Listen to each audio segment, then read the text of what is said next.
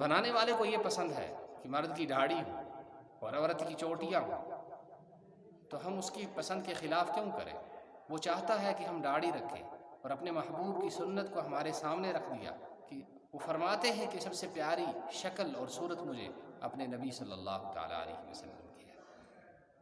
لہٰذا ہم کیوں اللہ کے رسول صلی اللہ تعالیٰ علیہ وسلم کے ماڈل کو بدل کر اللہ کے دشمنوں کو ماڈل کو اختیار کریں، ان کے ماڈل کو اور ان کی شکل و صورت کو اپنائیں جو شکل و صورتیں اللہ کو پسند نہیں، بلکہ وہ اللہ کی ناراضگی اور اللہ کی پکڑ کا ذریعہ بن سکتے ہیں۔ خبردار، ہوشیار، ایسی حرکت اور ایسا حلیہ ہرگز نہ بنائیے جس سے اللہ ناراض ہو، جو اللہ کو پسند نہیں۔ اللہ نے جو صورت دی ہے اور جس طرح سے رہنے کو کہا ہے، بنانے والا جو چاہتا ہے اسی کے مطابق اپنی زندگی گزاریں، اپنی شکل و صورت کو بنائیں، اپنے ماڈل کو بنائیں، اپنے ملبوسات کو، اپنے اٹھنے بیٹھنے کو، کپڑے پہننے کو، کھانے پینے کو، ہر کام کو اسی کی مرضی اور چاہت کے مطابق انجام دیں۔ تو جب ایسا کریں گے تو اللہ اس سے بہترین شکل و صورت، اس سے بہترین زندگی اور اس سے بہترین خوشیاں ہمیں نصیب فرمائے۔